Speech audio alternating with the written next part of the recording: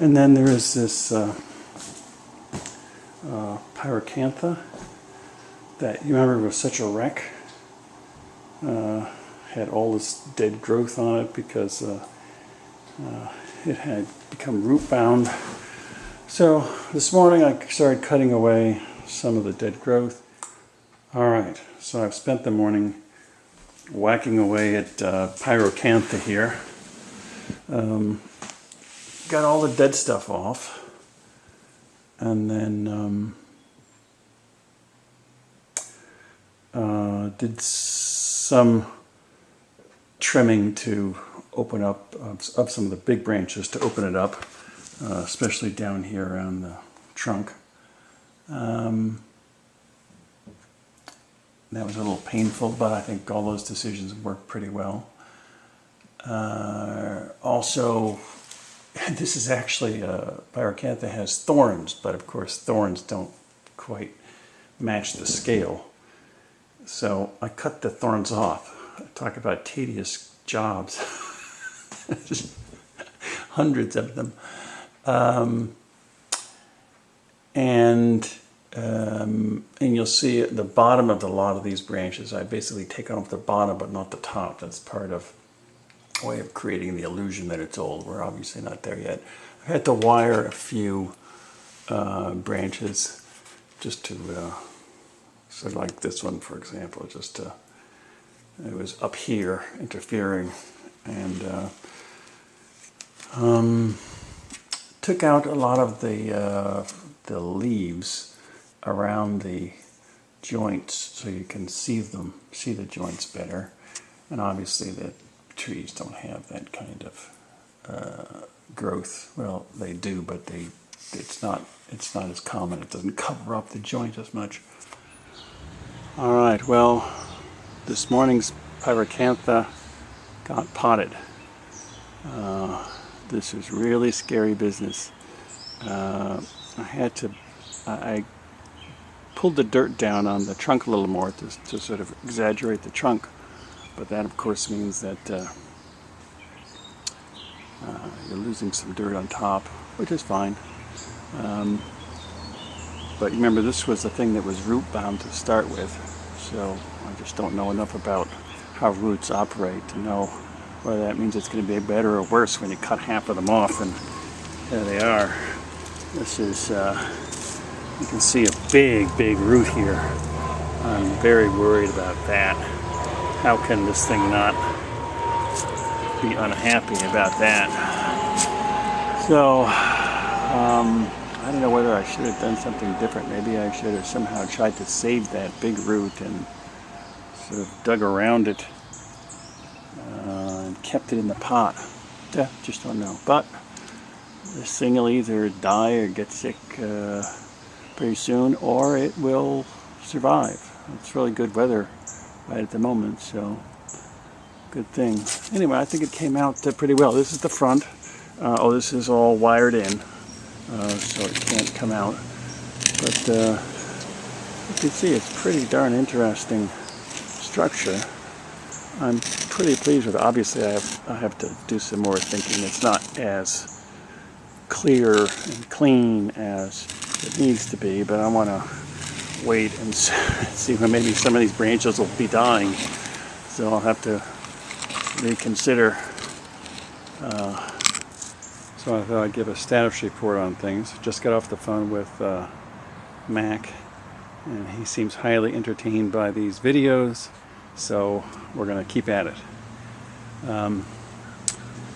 So this is the one that I had been working on this morning, and as you can see, it actually came out sort of fun. And this is what I've been working on. These are the ones from yesterday. You remember these, or last weekend, I guess. I guess this was yesterday. Alright, well, I've been working on the older brother of this one, which had a quite different root structure. And you might remember I just wasn't quite sure how to do it. And here it is. still not completely finished, but I haven't potted it yet, but you can see it looks like this. It does have very interesting roots. In fact, I cut off a very big one right here. That will heal over and darken, but it creates more of an illusion of a trunk. It does sound a very interesting trunk. I may have to cut more off later on, but we'll see. One of the interesting things about this is that I've said I keep going back and forth about what to use as the front and the back. I had started with the idea of using this, and that's a possibility, but I don't know, I guess I'm leaning towards this side now. I've at one time or another I've assumed that one or the other one would work, and should have worked to make it look like the front. So this thing has two fronts. Anyway, we'll see what Sarah has to say when she gets back from picking up Atticus. And, so the last project of today was the bigger brother to this. You remember this, which we did last week. And we were initially thinking that we were going to make them a pair, put them in the same big pot eventually. We've sort of decided against that because I agree with Sarah, they don't really match up. Each one of them requires, to make it look good, requires a positioning that they don't really work together. Yes, so this was, I had a couple of different views, and this is the view that Sarah likes the best. I think it actually looks pretty cool. You can see that trunk I love the bark. The bark's extremely cool. But I had to cut a huge amount off this, and of course I'm not finished. It's going to rain, which is why I'm finishing up. But you can see this bonsai doesn't permit this. You have to be able to see every branch. So this is going to require a lot of cutting. Most of this front is done. I had to take out some really big branches. It was a little scary, but it actually has worked out pretty well. And my theory here is that while you can still see every branch, my goal is, if you come up here, to try to keep sort of a cloud, that these different branches will all feed into the same cloud. There'll be one cloud across here, one large one across the top. I haven't decided whether to connect these two, and then these across the front. And this is really weird doing this. A lot of this is just like hair cutting. Get my scissors and just cutting it, literally cutting it like you cut hair. It really is a lot of fun, very creative. You can see I had to wire a bunch of these down, a whole bunch. I think I got 4 of them wired just to force it open. But in the end, it sort of works okay. And Sarah's point was that you get more of the effect of the sort of 3D effect if you have it leaning away from the perspective. That's why we're using 2 here. I think that sort of works. We're trying to get some depth here, so you get something in the foreground, but you can see past it. So, that's where we are.